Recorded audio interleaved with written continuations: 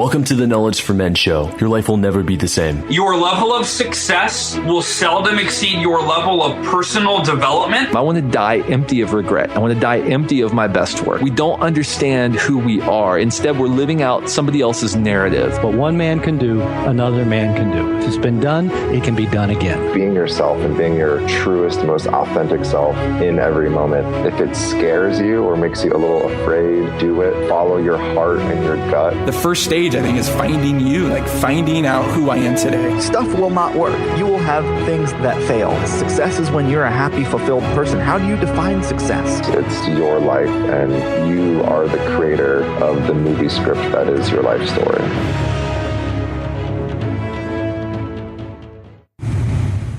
Hey guys, I just launched my new book, The Dating Playbook for Men, a proven 7-step system to go from single to the woman of your dreams on Amazon now. It's currently ranked number 3 in the relationships category on Amazon. Inside this action-packed book, you'll learn how to deepen your masculine polarity to unleash the man within, how to build an awesome social life that women want to be around, how to understand what women want and desire, how to go out and meet women to build a mindset of abundance, how to go from getting her phone number to effortlessly setting up the first date, how to have a perfect first, second, and third date, and how to have happy and loving relationships and be the grounded man that she so badly wants. You can get the book now at knowledgeformen.com/playbook, or simply go to Amazon and search Dating Playbook for Men. You're going to like what you see. I guarantee it.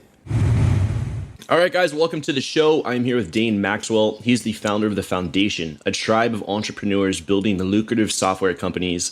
And I'm going to keep the intro short because we've got a ton of epic content to go through here. Dane, happy to have you here. Hey, what's up, Andrew? Yeah, so I met Dane, met him briefly at a conference put on by Mike Rostowski, who is in the intro of these shows. I think you can hear him many times, but Dane runs a successful business here.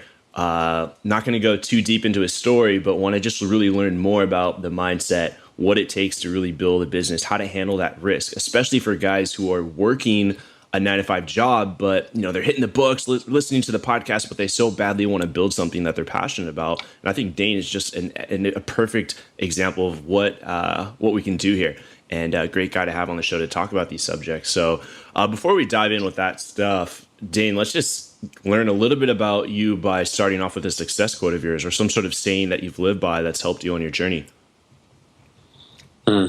Story aside, you can Google my name to find my story told 1 million times on the internet, or so it feels like, probably more like 50. And for those listening, I own 2 7-figure companies, and I started with less than like $125 to my name. So I've started from scratch, all the odds against me, and I came out more than well, I'd say. So just for those listening, just to have like a little context on that. And if you want to hear how I did it, there's plenty of places online to find it. The success quote, I would say, is that all you have to do is care.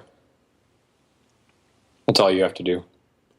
Find someone to care about, and care about them more than you care about your circumstances. Care about them more than you care about your lack of credentials.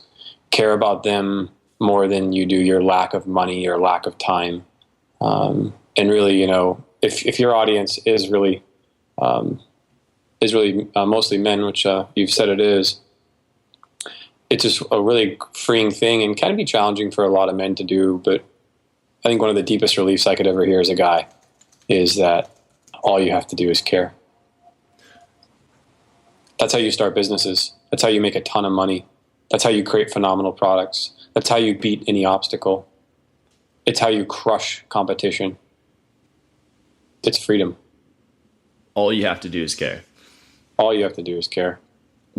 Yeah, I was going to say, well, what led you to learn this? When was the aha moment? Were you doing businesses previously where you did not care, where it was just about conversion and trying to maximize your profits in whatever way possible? Well, like anything great I've done, I've been doing what I'm now saying unconsciously. I just didn't know I was doing it. So the epiphany came the epiphany came like a month or 2 ago. And okay. It came after 10 years. Great timing. 10 years and 1,500 students taught, and a shit ton of frustration and struggle. And actually, shit ton doesn't resonate as authentic. It came after a grueling journey. to be like to come out of a tunnel with like bloodied up, bruised, dirty, arrows on your back. Arrows on your back, can barely stand. Hey guys, I found out all you really need to know is that all you need to do is care. And, you know, I had a buddy of mine who tracked down Steve Jobs at a conference when he was alive. You know, Eben Pagan, and many of you guys might know him. Yeah. Eben was saying that, he said, hey, Steve, what's your secret over there at Apple? And Steve said, you know, I think all you have to do is care. And if you look at the iPhone, you know, you don't build a phenomenal product like that without caring. Because I imagine the iPhone's a big pain in the butt to build. But, you know, if you cared deeply enough about it, you could probably figure it out. You could probably hire the right people. Oh, you don't have enough money? Well, quit being a pussy. How much do you care? If you care a lot, you'll figure out a way to do anything. No obstacle will stop you if you care more than the obstacle. Yeah, this is good. This is a good way to start the show. And thank you for giving a little more intro to yourself and what your journey has been like. You've come out of this with a lot of lessons. You've built 2 7-figure companies. So not everyone can do that. But I'm wondering what you did to yourself to become the type of person that could build 2 7-figure companies, that can take all the failures and challenges, that can have all the arrows in the back and still hop on this show today and continue building your business, still continue to inspire others who are passionate about freedom. I openly accept being devastated on a daily basis.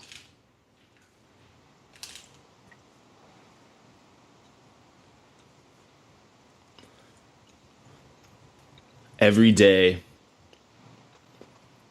you accept that things just aren't going to work out, that failure is inevitable. It's a possibility. Well, I find it fascinating that I said devastation and you mentioned failure or things aren't going to work out. Devastation, I suppose, could be that. But it's even in the little things. There's a lot of disappointment that happens on the path to entrepreneurship. Things go late. Things don't get done on time. You're not as happy with the product. It takes twice as long and costs twice as much. And you just get that. Just those things devastate you. You could launch with a failed product. You know, do any of those sound good? Yeah, sign me up to entrepreneurship. But you know, the pro is that you have full control of your destiny. And how much pain are you willing to bear in the form of how much responsibility are you willing to take for your life to get there? If you are not willing to take full responsibility for your life, like a man, and bear the fear that comes with it, and be courageous enough to feel the fear, and still be a sensitive man, there's no other way I would ever do it. The rewards and the fruit are, I'm looking out at the ocean right now from my place. I'm watching waves crash down. I have an assistant that cooks all my meals for me. You know, Barack Obama has the same schedule every single day. He wakes up at the same time, puts on the same outfit, eats the same meal, reads the same paper, does the same structure of his day from like, you know, whatever time he wakes up, probably like 5 a.m.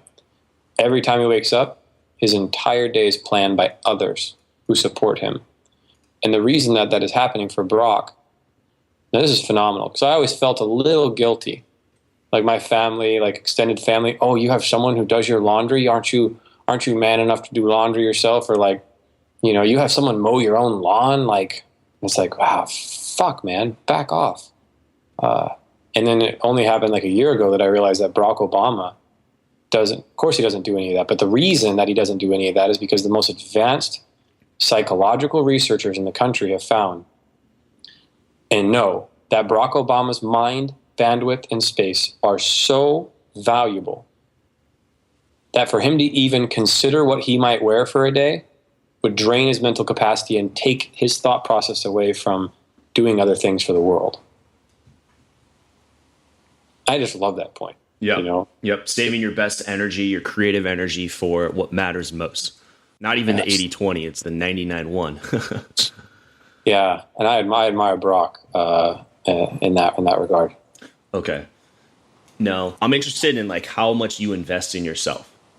What I've found is I interview hundreds of people, from people who've sold billion-dollar companies to just amazing relationship dating coaches, just amazing people. And what I find a common thing amongst all of them is a few things, but one of them is that they constantly just invest in themselves. When the other person views that as, whoa, that guy's, spending way too much money on himself, that doesn't make sense, versus the other person who says, wow, what kind of value can I get on the other side of this investment? Can you share your experiences with investing yourself? What does that look like for you? It's substantial. Quantifiably speaking, right now, it's anywhere between $4,000 to $6,000 a month. And what it looks like right now today is anywhere from 2 to 5 hours a week with a phenomenal coach of some kind who can guide me into the depth of pain that I still hold inside and find the freedom on the other side. That's right now today. Yeah. And is this one coach, or do you have multiple coaches for, let's say, multiple different aspects of your life, health, wealth, relationships? Right now I'm working with 2. One for intimate relationship, one for living as potently and powerfully as I can. And by far, the one that I'm working with on the potency and power is by far the greatest man that I've ever worked with. And I can't mention his name here because he wants to be kept private. His schedule is so full, and I had to really twist his arm, but he's a PhD. He's created this phenomenal release, and I hope to make him famous for how good he is. I've been working with him for about 4 months now, 5 months, maybe even 6. It's been incredible. I deeply enjoy people again, like all people. Good. Super enjoy it. So that's like how I would say the work, and the focus of the work, Andrew, is right now at this point, for the most part, the focus of the work is upper limit stuff. Feeling like, man, am I really allowed to receive all of this? And what it looks like is, for example, like, man, my life is so easy and good and prosperous and happy. Do I really deserve to be this happy when my parents struggled so much? That would be like an example of an upper limit that I've felt into and released. And the other thing that I want to say on this topic is that it's actually the most significant thing that you can invest in. Because like Eben says, I think I've heard him say, all business problems are personal problems. And interesting that he said all, right? And the other thing that's super, super important that anyone listening hears is that your self-worth is not even on the table. The concept of worth isn't actually even a real thing. It's created out of a sense of lower self-esteem. It's created out of a world that constructs around conditional love.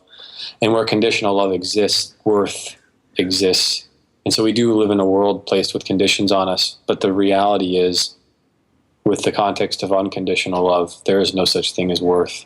I wonder if, God even understands the concept of worth. Like, worth, what do you mean? You're unconditionally loved. There's no bar for you. So because your worth isn't in question, it's the greatest relief I can tell you, since your worth is not in question. The only reason that you would ever want to start a business now, or the only reason that you could ever want to do anything now, is simply, and the whole purpose of life is just simply to enjoy it. And so whatever you're about to do today or tomorrow, I hope the primary reason that you're about to do it is because you deeply, deeply enjoy it, and not to prove anything.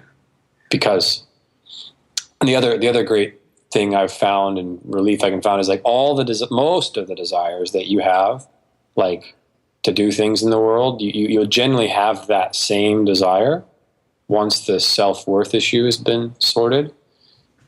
You just actually do it from a really relaxed, enjoyable place. Like the struggle doesn't exist because your self-esteem and self-worth aren't on the line. And so I don't struggle with self-worth issues hardly at all anymore. They might come up from time to time, but then when I do, I just feel into them and past them. So the nice thing about this is that, there are things that, like, all right, well, let's just change your thoughts. Change your thoughts. All right, you just say to yourself, I am worthy. Well, good luck with that. You don't change your thoughts to change how you feel. When you actually understand the way that the human body works, your thoughts actually come from deeply repressed emotions. And when you rip down to the bottom of the emotion and you deplete it because you've simply just felt it, the thoughts vanish with it. So I don't have thoughts in my head about, like, gosh, am I worthy? Or, like, do I fit in here? Like, oh shit, man, what do I have to do to, like, earn love? Like, those things they don't exist in my day-to-day very hardly at all. They might come in from time to time. But yeah, that's a very important topic. Yeah, I can see that it's a big topic, and wanted to point out, you said, you invest in yourself a lot. You spend thousands of dollars on yourself, which I admire. Now, what would you say to someone who's, it's kind of, as men, you feel like, I'm self-reliant. I can do this on my own. I can figure this out. What would you say to this man when it comes an option to invest in himself? We're saying this to the poor fellow who believes 100% in complete self-reliance. Is that who we're talking to right now? Yeah.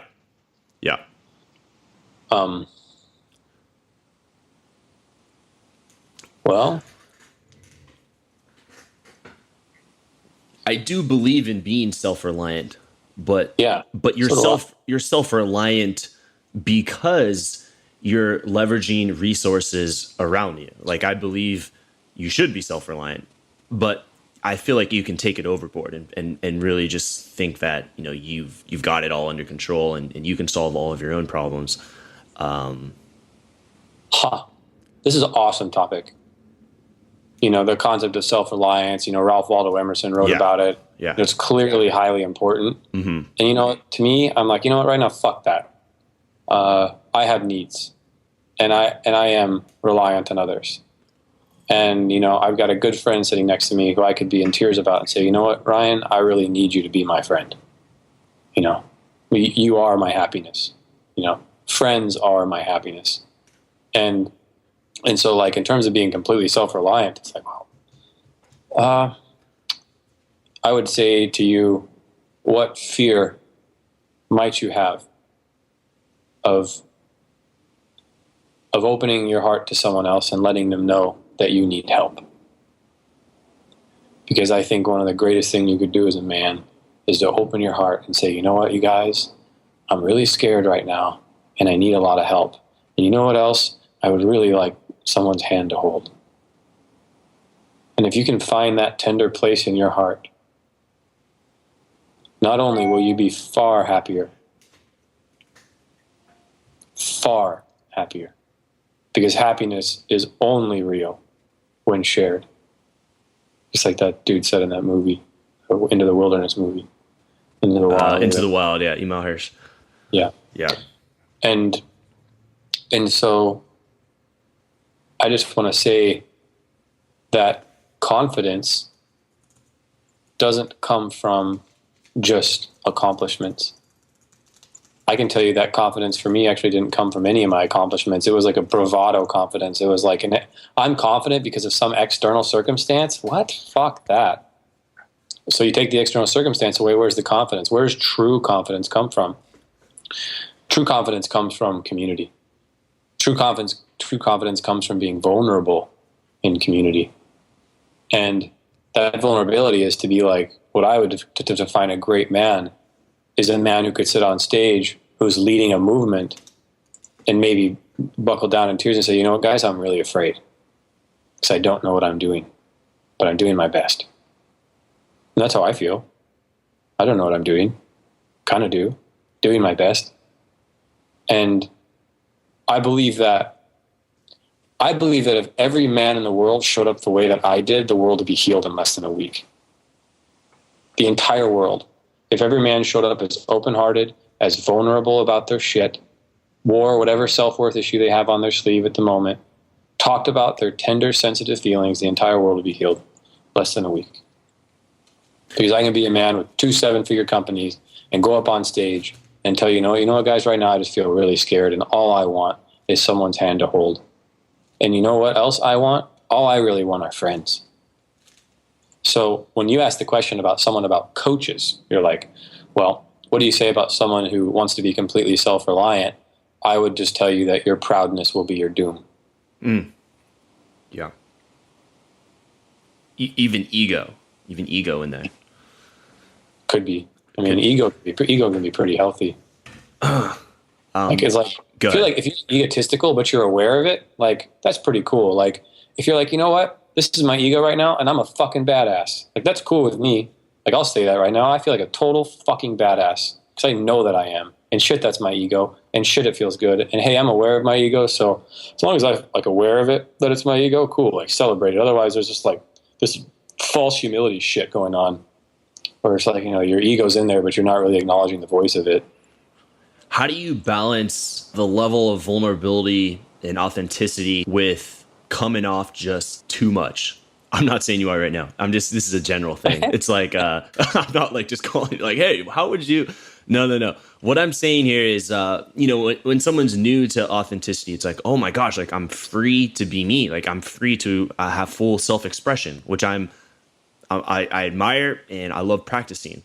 But when someone just enters this, they can take it too far, where they're just saying like everything that they want to say, and it can just throw people off.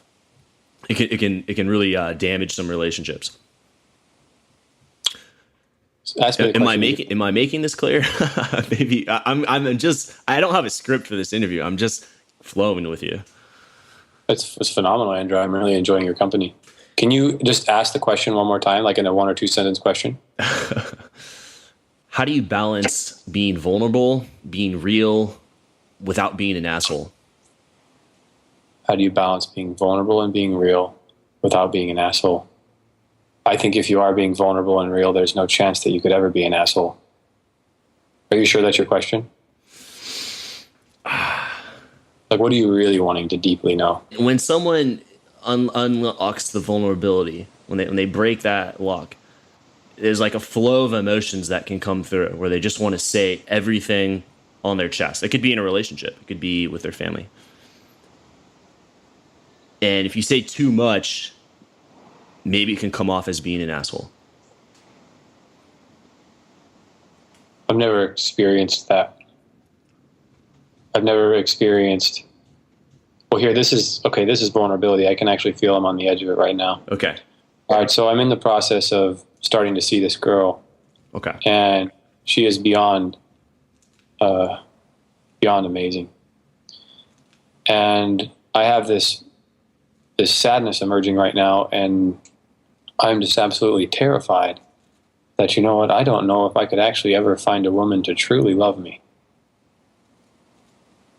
And I'm scared because I just don't know if that'll happen. And see, that would be me sharing vulnerably, and that's vulnerability. I don't see where the asshole is. In that's good. But let's say you're with her and you guys just met, and obviously being authentic with feelings with an attractive woman, you could just look at her and just say, God damn, right now, I want to fuck the shit out of you. That could be a thought that you have in your head. That would be being vulnerable. That would be authentic to how you feel. But that would obviously, maybe if you're dating already, that would actually, you'd get some results there. But, on your first date, that level of vulnerability could just, you could be seen as an asshole. That's what I'm talking about, is like taking it too far, like holding it in, when to hold it in, and when to release. Having that fine balance. Yeah. I don't know. That's pretty funny. Like, that's a pretty funny thing. Like, I want to fuck the shit out of you right now. That doesn't occur to me as vulnerable at all. Authentic. If it's what you're thinking and feeling, to me that's authentic. Even though that's what I'm saying. It comes off as pretty harsh. That's obviously extreme. Okay, I know the answer. Okay. You actually have to stay connected with the person while you say that.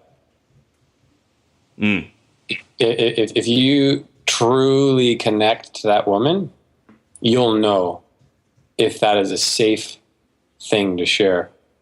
You know, if you're like completely disconnected from the woman, you know, like, and you just say that, she could fucking feel hit over the head with a baseball bat.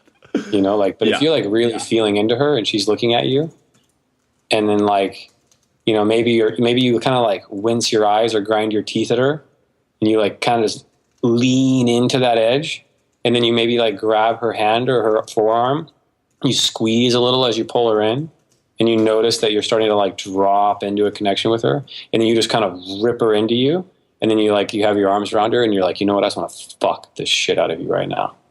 Now, I don't see how you could really fail when you're really truly connected to the woman.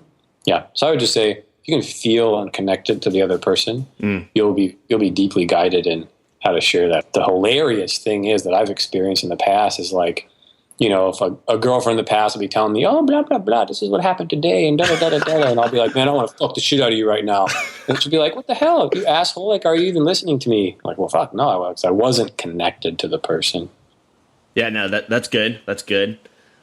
In order to connect to a person, first, you have to be deeply connected to yourself. In order to be deeply connected to yourself, you have got to resolve the fear and the nervousness, anxiety, and anything that might be standing in the way of you actually feeling deeply connected with yourself. Because if you're around a woman and your fear is coming up, and then you're like ejecting from your body because your body does not know how to stay in connection with yourself, it can be very challenging to be in rapport with a woman. In which, in that case, you just, you know, depending on the quality of woman you're with, generally, like, most women would be pretty touched if you are hanging out with them on a one-on-one setting, and like you just say, hey, you know what I'm noticing? Like, it's hard for me to be in my body right now because I just feel a lot of fear being around you, and I think it's because I don't really know if I'm actually worth your time. Yeah. Like most women will. Yeah. That's what you would do if you're not even like connected with yourself. Yeah, it's saying how, you know, going into your body and sharing that. I've been on a date with a woman before where like I'd have tears start to emerge in my eyes as I was sharing with her. And then like, because I was connected with her, I could tell it totally freaked her out. I was like, who's this fucking guy crying on a first fucking date with me? You know, and she's like, don't do that. That makes me really uncomfortable. I was like, okay, this girl's got some shit around crying. So I totally just like, I'm leaning into her and I feel that, and I back off because I'm staying connected with her the whole time. And so like there's no real damage done because the connection is there. And dude, staying in connection with people is probably the greatest challenge for me. Like I had this guy, he was offering me this thing, and I told him no. And instead of him being like, all right, cool, you don't want it, and walked away, he stayed in relationship with me around the no. He's like, oh, really? No. What's it like for you to say no? You know, and then I'd be like, well, I'm annoyed because I'm having to tell you no twice. He's like, oh, so you're like annoyed now. So are you sure you don't want it? And it was hilarious. But he was in connection with me the whole time. And pretty soon it was never about the thing being offered. He just stayed in connection with me the entire time. And I ended up going back and forth on my decision like 6 times. It was hilarious. Like, and I get this all the time. You know, I get people that ask me for stuff all the time. Right, so like, right. Someone asked me for something like, hey, Dane, will you be my mentor? Or, hey, you know, the most recent one was a guy on Facebook was asking me, he's like, hey, Dane, will you post this on your wall for me? and it was a thing about like motorcycles. And I was like, what the fuck is this? Like, it has nothing to do. Why would I ever post this? Yeah. And so how do I stay in connection with him versus like being totally rejection of him? So what happens is I connect to him as best I can. And then I say, you know, this doesn't seem to have any real use to me to share, but I'm so grateful that you asked. Thank you. versus just like, I'm not going to do that. And so like, I really, really like this idea of like, how much can you stay in connection with someone? And I think this is a very, very amazing skill, a defining skill of a great man, which makes you an incredibly successful person if you're able to do this, because it all comes back down to caring. I like how you keep talking. You've mentioned it a few times, but a great man. And I want to see or look into the connection between stepping into what you believe is a great man and how this impacts the rest of your life, how this impacts your business, how this impacts your relationships with others and intimate relationships. So what a great man is first, and then how to step into it. And how that impacts other aspects of your life. Versus, let's say, going straight into building a business, or it's like working on yourself. And when you become the right person, I believe you can start getting the right type of results that you want in your life. Well, I want to start with like what's important to me about being a great man. Yeah. And being a great man to me is everything. It's everything. It's all I've ever wanted to do is just to feel good about being me. And I do. I feel wonderful about being me because I have massive amounts of integrity and I treat women incredibly well. And I'm not driven anymore by unconscious drives to earn women's love. Maybe a little, but not hardly in like the cheesy ways I used to do it. Playing games with 3 or 4 girls at once, wanting wanting 3 or 4 women's attention on me at all times because I just need that to distract myself from my own discomfort with being with myself. So I think a great man is someone who has total integrity and understands a woman's heart better than a woman even really understands her own. And you understand like a woman's heart.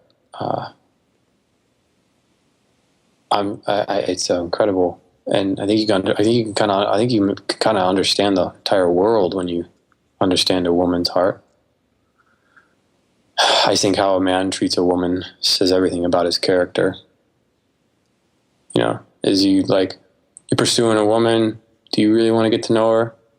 As soon as you fuck her, you're uninterested in will you sit with a woman for an hour and hold space for her feelings to talk about the problems that she's having in her life? Or would that bore you?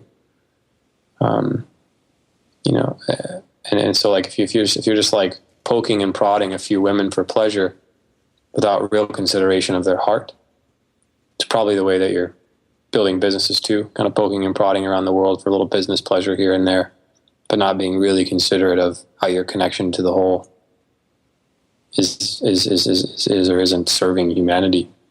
So I'd say that a great man is a man who has utmost integrity and understands a woman's heart better than she understands her own, which means that if you're in bed with a woman and she's told you like a few hours ago that she really doesn't want to have sex with you, and then in the heat of the moment she has sex with you or she wants to, that you don't do it. Because the next day she will regret it. She always has. Always. In every case that I've been in. She may not even really want to say it, but she will experience some shame, likely. She will experience some doubt. She will experience a decreased amount of intimacy with herself because she didn't honor her word, because the flesh can be so tempting in the moment and override what you really deeply want. And if you can get to that place where you care about women so deeply and the way that you treat women is in the utmost respect and care for their heart, I feel like you've arrived. So I would say, well, how do you get there? Well, it's a bitch. If you're like, if you're currently fucking around, or you know if you're out of integrity with women. And even like the smartest men I know, like one of the smartest men that I know had like the greatest script ever to sleep with unlimited amounts of women. He would sit down with women and he would say, all right, I'm like at a point in my life where I have limited, abundant sexual experiences, and I'm not really looking to restrict myself to one. And I'd really enjoy having a sexual exchange with you, but only if you feel safe with me and feel safe knowing that I'm still open to other experiences with other people. It's even more eloquent than that, right? But like, I wanted to fucking sleep with the dude when he told me. Okay. And what happened was he started sleeping with all these women, and then it just started hurting their hearts. And then like he'd show up to parties and there'd be like 10 women there who he slept with all of, and they all hated him. Even though he gave the script and even though they felt safe in that moment. So I think that this obviously is a pretty important point to me, but it extends beyond that. Like, if you want to have like the most beautiful women on the planet, the ones that are like the mecca of presence and love, you have to show up as a man who doesn't exchange sexual energy with every other girl that he sees, just baiting for like, just trying to find a fish that will bite. So when you have integrity as a man, you are fully whole yourself. You feel worthy all by yourself. Then your whole drive to do life is from a place of enjoyment. So why would you reach out to talk to a woman? To enjoy her. So now you're not like, oh God, I'm afraid of this girl, but if I get her in bed, or I'm afraid of this girl, but if I get her to go on a date with me. No, it's like, what would I enjoy doing today? That kind of starts to become your unconscious question. So I think that would probably be how you would move into it, is by beginning to feel completely worthy for all by yourself, and then doing things purely for the sake of enjoyment. And then if you're like me, I think if you're really honest with yourself, you probably don't actually want to sleep with a lot of women. Like, if you do, my opinion is that you're fucking settling for counterfeit connections. And once you taste the real thing of like unconditional love with a real woman, and you let that love build over time before you are intimate with her, you will taste an intimacy so sweet that you will never want to settle for these one night flings that just fill a soul with emptiness, in my experience. So I think if you're really honest with yourself, you're like, you know what? I actually don't really want to sleep with women. I actually just want to enjoy their company. And then maybe sex emerges from that. But hopefully what I want you to know is that if you're engaging sexually with a woman without being fully in love with her in your heart, it's counterfeit compared to the real thing. So if you're okay with counterfeit for a while, and sometimes a lot of guys are, just know that you're like, you know what? There's no judgment from me here if you are doing the counterfeit connection. The concern I have is just wanting you to know that there's a whole other world there for you. And that shows up, it translates directly into business. Because now the way that you treat a woman is how you treat your business, and it's how you treat others. They're absolutely directly related. It's phenomenally fascinating. So this kind of stems back to your opening quote, all you have to do is care. Caring about the woman and her heart, and in business, really caring about the client, really caring about their experience and their future and what they're going to gain from working with you. Yeah, by the way, you get lots of girls if you do this. Slide in. Well, that's an interesting innuendo. I think that especially the most gorgeous women, they are getting men that are unconsciously projecting their sexual energetic exchange on them, and it's dirty to them. It's disgusting. And if you want to like get insanely gorgeous women, stop running sexual energy and start caring about them. They'll feel the care and purity of your heart, and they'll be like, who is this man who's like not trying to like run energy with me? Because as soon as you exchange that, women are like unconsciously setting context for how they should relate. So they don't even know it, but they're with the guy, and if they unconsciously pick up any sexual energy, that switches them into a different state. Versus like if you walk up to a woman and you have a total state of like just caring for them, you might just have complete curiosity about them. And then from that place of caring, you might ask the woman, you'd be like, hey, like, so what are the kinds of things that you've been thinking about these days? Or like, what are the most present things that you're going through in your life right now? And you might not drop in right there, but whatever your intention for caring is, you'll find like a much deeper intimacy. It's pretty badass. Yeah. And then you take that into business. You absolutely crush, because now you're not driven by an unconscious need. So the way it works with probably intimacy, I'm guessing, is, your unconscious desire to feel loved. You don't address it wholeheartedly, so it sneaks out all the sides in unauthentic ways that you don't end up getting what you want in the end anyway. You also have in business, if you're unconsciously associating your business with your worth in some way, then it all comes out the sides. I really feel like if you can just kind of step back and ask yourself, if I cared right now, what would I do? How much do I care? You can really just light up the world. Mm. You seem to really be living in alignment to what you value, is what I'm picking up from you. I'm doing my best. It's hard. Yeah. I caught a self-worth issue come up the other day. I was watching a video of myself, and I'm like, damn, I look pretty good looking on this video to myself. And like, wow, I seem pretty badass here. And then I noticed that my self-worth was increasing because of this video, and I was like, oh shit, fuck, my self-worth is attached to something I did again. And so like I sit in that, and I can actually feel the sadness of it, because I don't want my worth to be attached to anything that I do. I want my worth to be attached to who I am. And that's where, just letting you guys know that it's humbling.